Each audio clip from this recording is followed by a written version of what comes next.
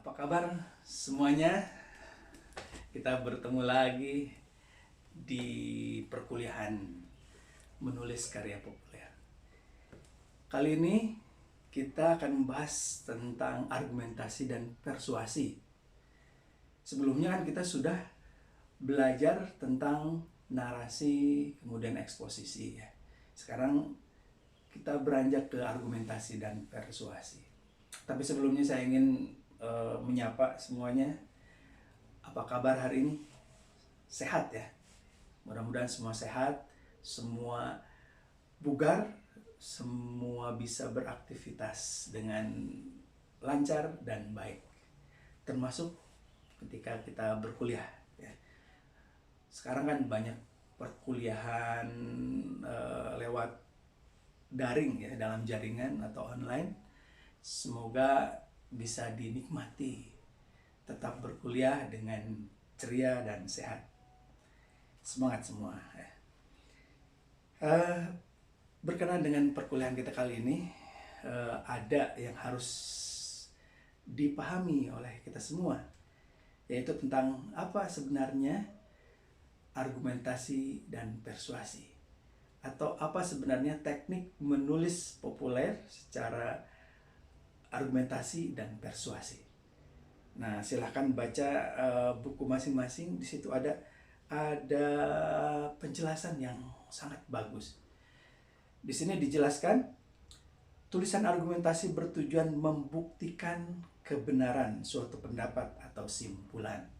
Jadi, tulisan argumentasi itu membuktikan kebenaran suatu pendapat.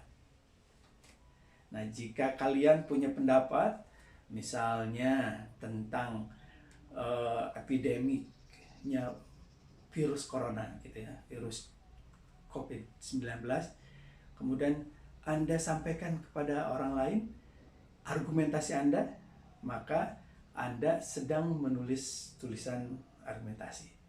Jadi pendapat Anda atau simpulan Anda tentang epidemi virus corona itu bisa disampaikan dan mungkin bisa diterima oleh orang lain. Nah, itu tulisan seperti itu disebut tulisan argumentasi. Terus harus didukung apa? Tulisan argumentasi ini harus berdasarkan data. Nah, ini dan fakta. Data dan fakta ini penting sekali untuk tulisan argumentasi. Karena ketika kita berpendapat kepada orang lain atau menyampaikan pendapat kita kepada orang lain, kita harus membuktikan dengan adanya data-data yang betul ya, atau dengan fakta-fakta yang betul. Ini menyebabkan tulisan kita nanti menjadi kuat. Argumentasi kita atau pendapat kita menjadi kuat. Ya, dalam tulisan argumentasi, pengarang mengharapkan pembenaran pendapatnya. Maksudnya pembenaran pendapatnya adalah ketika seseorang menulis tulisan populer argumentasi, yang membaca membenarkan tulisan tersebut. Atau dengan bahasa lain, mengiyakan. Oh iya, benar pendapat kamu. Oh iya, benar pendapat dia. Oh iya, saya setuju dengan pendapat kamu. Saya setuju dengan pendapat dia. Nah, pembenaran pendapatnya ini tentu saja menjadi sangat penting. Karena isi dari tulisan argumentasi adalah pendapat. Atau dalam bahasa lainnya, ada yang tahu?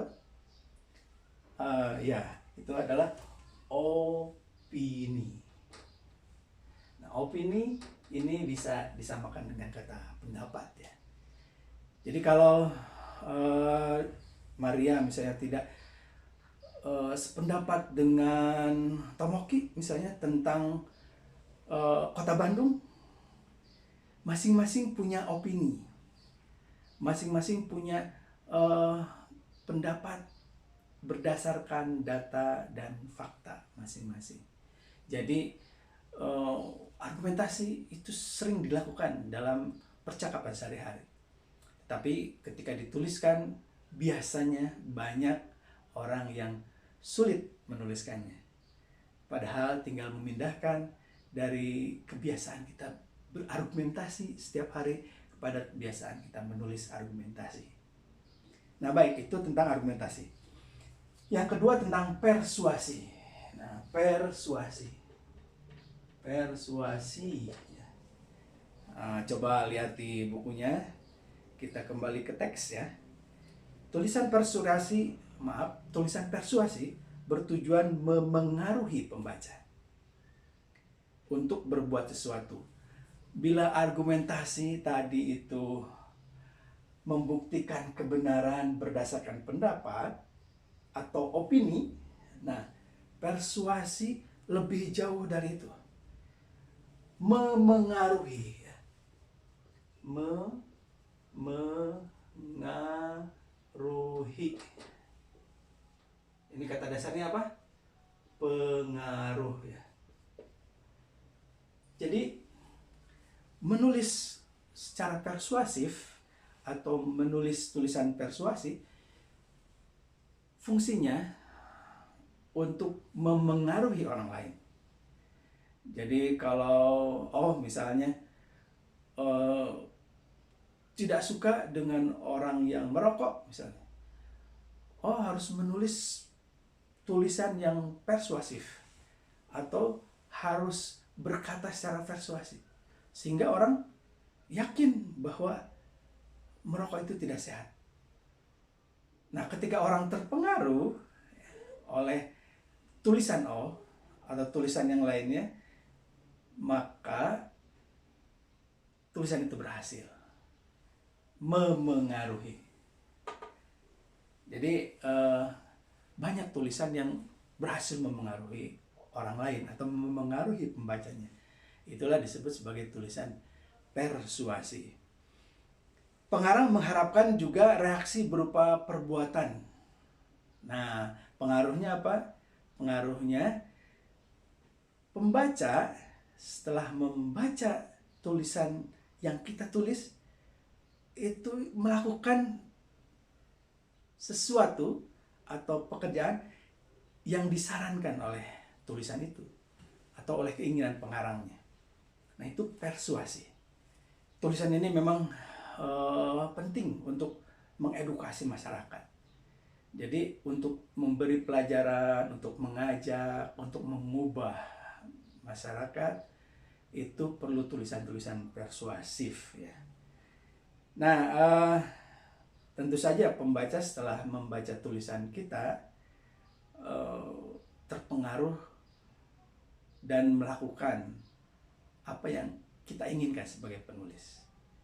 Jika kita ingin menyebarkan cara hidup sehat misalnya di masyarakat, maka buatlah tulisan dengan cara persuasi tadi, teknik persuasi. Nah, sekarang penting sekali tulisan-tulisan di media sosial misalnya atau di media massa tentang betapa pentingnya hidup sehat saat terjangkitnya atau saat banyaknya fakta tentang penyebaran virus COVID-19. Tulisan-tulisan persuasi sangat penting untuk dibuat dalam keadaan seperti ini. Sekarang contoh topik atau tema yang bisa diangkat dalam karangan argumentasi. Dalam buku sudah dijelaskan ya. Yang pertama misalnya di sini ada disiplin kunci sukses wirausaha. Ini argumentasi atau pendapat seseorang tentang kedisiplinan. Itu bisa dituliskan dalam bentuk argumentasi. Jadi nanti harus dibuktikan bagaimana disiplin itu bisa membuat seseorang sukses. Tentu saja dengan pendapat kita dan dengan data-data dan fakta. Datanya apa misalnya? Kita bisa mencari orang-orang sukses yang memiliki cara hidup yang disiplin. Misalnya para pengusaha sukses di dunia, misalnya kalau di Korea ada siapa, kalau di Jepang ada siapa, kalau di Tiongkok ada siapa, di Laos ada siapa, seperti itu. Di Malaysia ada siapa. Itu menjadi data kita bahwa mereka adalah orang-orang yang disiplin sehingga mereka berhasil. Nah, itu argumentasi kita untuk meyakinkan orang lain bahwa disiplin itu adalah hal yang penting dalam berwirausaha. Nah, sekarang saya coba ke kata wirausaha dulu. Wirausaha. Wirausaha. Oke, kita tutup hapus dulu ini. Ini papan tulisnya kecil, tidak seperti di kelas kita.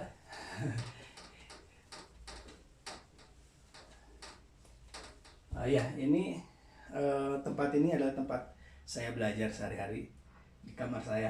Jadi di sini ada papan tulis dari kaca, kemudian ada buku-buku. Saya biasa menulis di sini. Nah, wirausaha ini dari dua kata tapi kemudian menjadi satu kata ya, wirausaha. Artinya usaha sendiri atau mandiri, usaha yang dilakukan oleh seseorang, seperti itu. Nah, wirausaha ini terkenal dengan kata serapan, yaitu entrepreneurship. Tapi kita lebih baik memakai bahasa ini, wirausaha. Nah, di sini ada contoh disiplin kunci sukses wirausaha, berwirausaha atau berusaha sendiri ya. Tidak menjadi pegawai dari yang lainnya, tapi membuat usaha sendiri. Itu namanya wirausaha. Kemudian contoh lain misalnya teknologi komunikasi harus segera dikuasai. Ini semua adalah topik-topik atau tema-tema yang bisa ditulis dalam bentuk argumentasi. Bagaimana pendapat kita tentang teknologi komunikasi yang harus segera dikuasai? Ya, kita berargumen, berpendapat, beropini bahwa kalau orang tidak menguasai teknologi informasi, maka dia akan tertinggal jauh oleh yang lainnya. Atau misalnya suatu negara yang tidak menguasai teknologi dan informasi akan tertinggal oleh negara yang lainnya. Dan kita lihat atau kita cari fakta-fakta dan data bagaimana negara-negara maju adalah negara yang menguasai teknologi dan informasi. Terus sekarang pindah ke topik tentang persuasi. Di sini contohkan misalnya, katakan tidak pada narkoba. Narkoba. Say no to narkoba. Narkoba ini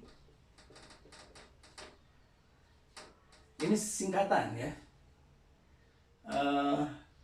Ini narkotika dan obat-obat terlarang gitu. Atau kalau dalam bahasa globalnya ada semacam drugs gitu ya.